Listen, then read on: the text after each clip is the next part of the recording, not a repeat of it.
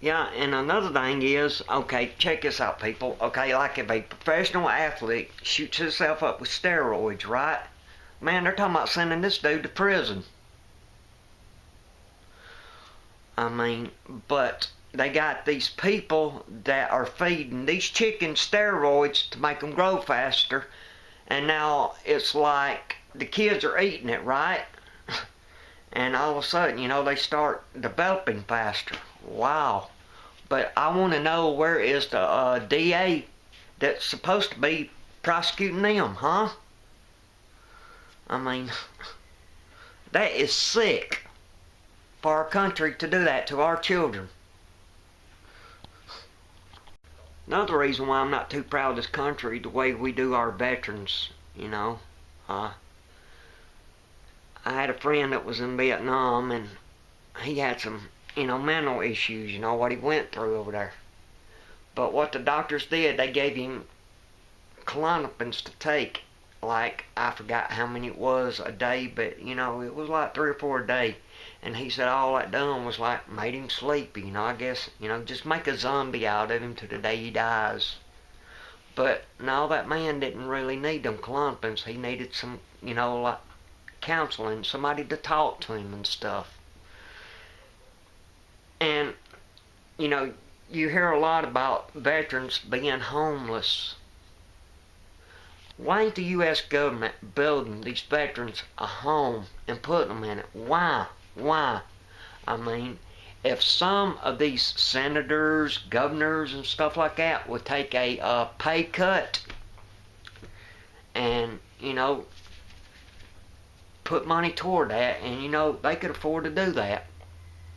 But why don't we do that for the people that go out there and fight for our freedom, huh?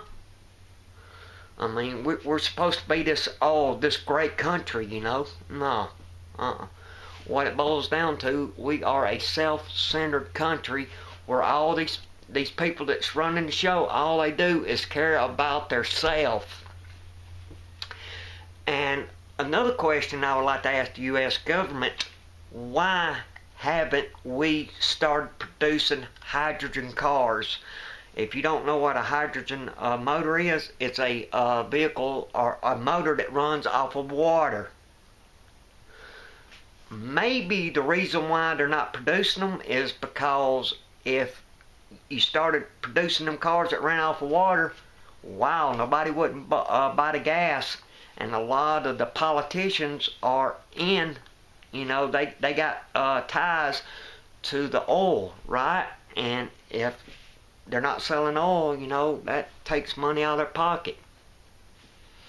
Wow. Yeah, I've been shooting this thing in clips, right? And I've been working on it for a pretty good while, but I just seen it on the news here recently, right? Where Donald Trump's daughter did the same thing that Hillary Clinton did, right? But, it's okay for her to do it. But, he was talking about putting this lady in jail for it. God, I mean, I can't wait till you get out of office, dude. I mean, you are a disgrace to this country. I mean, you're nothing but a self-centered, smart ass, again, that somebody needs to walk up and just bitch slap the hell out of you, dude. Then maybe, you might learn how to respect people, Again, it's like how you talk about the women, and again, how you mock that, that reporter that was handicapped, dude. I mean, you are a disgrace to this country, dude. I mean, just trash. That's what you are, trash. White trash. And it's a crime shame that we got white trash in a White House. Yeah, we almost got into it because he had that skinny flop blab in Jason's boat. And, I would have got the blame for it because I just got out of prison about 4 or 5 months before that. And the reason why I went to prison is there was 5 of us getting scrap metal from this place. Part of the building was pushed up with the bulldozer, part of it was still standing. we didn't think nobody cared nothing about it, but they found out somebody was taking stuff out of it, and they went and got a warrant for it. Found out who done it, and you know, my name was on the tickets, right? But the reason why they done that, they was trying to sue me for $135,000 worth of damage. Well, the DA and my lawyer laughed about it, and I had to pay restitution at $2,500. And again, there was 5 of us that was involved, but I'm the only one that went to prison. And I did not receive a thank you card or no money on the books from them folks. I guess you find out who your friends are. Alright, cuz when he gets out of prison, right, I wake up at like 6 o'clock in the morning. Bam, there he is at the foot of my bed. Talking about, oh, I need a place to stay, blah, blah. I said, okay, I'll be willing to help you out, but I don't want no kind of crazy drugs down there. And he was talking about, man, I don't even smoke pot no more, man. I don't do nothing. All I do is smoke fake weed. And, okay, you're smoking fake weed, okay, and I know that stuff's pretty expensive in prison, right? But maybe he told the truth, but, you know, if you lied to your mom, dude, I mean, you're just, I don't know, you're lower than dirt. But maybe you was legit.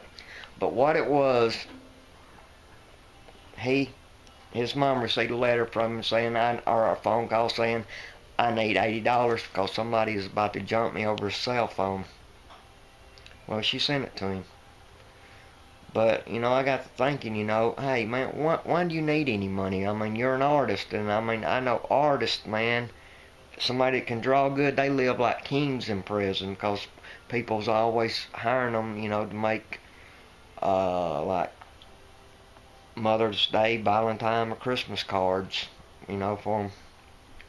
But how I came across the idea was that when I was in prison, this inmate told me how he told his mom that somebody was about to jump him or kill him or do something to him if he didn't get X amount of dollars. Well, she sent it to him. But I don't know, David, if he done the same thing, you know. But if you did do that, man, you just, I don't know, taking advantage of your mama's kindness, dude. But anyway, like I said, you know, he told me I don't do this. I said, well, maybe he's trying to get his life together. Okay. What's he do? Just as soon as his mom sends him some money to go get him some stuff that he needs, like clothes and hygienes and stuff, he takes part of it. He's buying pot. I'm like, dude, why did you even tell me that? Okay. That was strike 1. Strike 2 was when I was about to cut grass. I said, hey, Dave, I said, if you get on Aunt Linda's lawnmower, I'll get on Mom's and help me knock this out. Okay, man, I'm going to ride down the road. I'll be right back. Yeah, right back was like 3 hours later after I done got the grass cut. This is the reason why I ran his ass off. This was on a Friday. There was this girl that, you know, I had a crush on. David knows her. I said, hey, David, I said, all you got to do if you want to find information about somebody, all you got to do is go to Google and say information of, say, Jeffrey Nicks of Childersburg, Alabama. Well, it would bring up my information. Well, he done that. He called out the girl's name of Sylacauga. And he showed me a picture. He said, there she is. I said, no, it's not. He said, yes, it is. I said, no, it's not.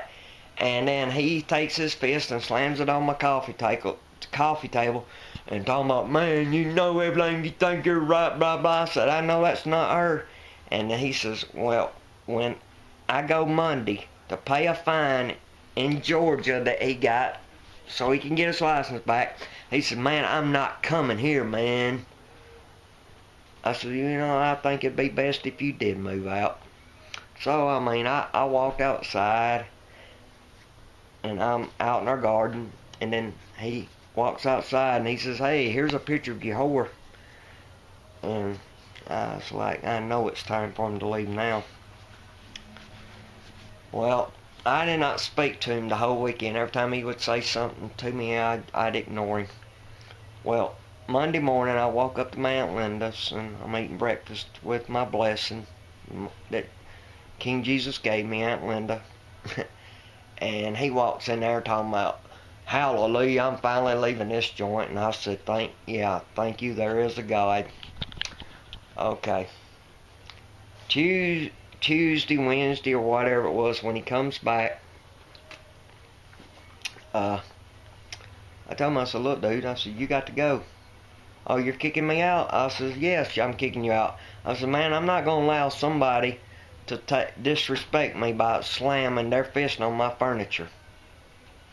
And then he says, oh, well, if you kick me out, man, you going to pay me that $1,000 that my mama had to give me, or I'm going to kick your ass. I said, well, you got it to do. And this is the first fight that me and him's ever been into, and you won it. Congratulations, punk. But this is how he done it. He had to tackle a crippled man, and he's got his body across me like this right here. I could not move my arms, right? He takes his thumb and just gouges my eye, and God, that is like the worst pain that I've ever went through. I mean, it ranks right there with the toothache, and plus when I had a herniated disc. And he says, you gonna pay me? And I said, no, and he just kept on and kept on. I knew I couldn't get out of it, so I said that just to get him off of me. I says, okay, I'll pay. And then when he gets off of me, right, you know, I'm out of energy or gas, you know, because like I said, I've been smoking a pack of cigarettes a day. Well, he has the bright idea of walking up behind me, grabs me and chokes me, and talking about tap the ground. I says, dude, I can't breathe. He says, if you don't tap the ground, I'll effing kill you. And if I didn't tap that ground, I would have died. Well, he leaves. I get a warrant on him. This was at like 6 o'clock in the morning. Well, I go by a friend of mine's. And I told him what happened, and then he tells me that such and such has got a boyfriend. Oh. So anyway, when I left my cousin's house, well, not he, my cousin, but he's just a good friend of mine. Neighbor rode by and said, have you seen David? I said, no. He said, he's right at the dollar store. I said, how can I get the police there? I had a good idea of getting the police there, and plus I'm about to get revenge on him. Well, he's in the parking lot. He sees me coming, and he walks up to the door, I guess like he didn't think that I wasn't doing nothing, but I didn't care who was in there. I came up there to fight him, and that's exactly what I done. I mean, it's wild. He just let me hit him. So, I mean, I reared it back from Coosa County. I knocked the hell out of him. I caught him with my left, and then I got him with my right, and then he comes up, he hits me in my nose, which he fractured my nose, and then he tries to knee me right in my private area. Well, he knees my thigh, put a big old bruise on it. Well, this guy starts hollering, right? Well, Cuz backs off, right? Well, anyway, I walk toward Cuz. Well, Cuz runs in the store, and that guy starts hollering at me, and I didn't think that I could handle that guy, so I didn't go after him. Well, Cuz left, and when the Chillsburg Police Department gets there, and you know, all this talk about how cops are jerks, they're just out to arrest you. No, they're not. Some cops has got a heart of gold, and Officer Mike, and who, I don't know the other officer's name, man. I appreciate y'all, man. Y'all got a heart, dude. Because I told them the story. And when they called his name, man, it said that he had a warrant on us. Which way did he go?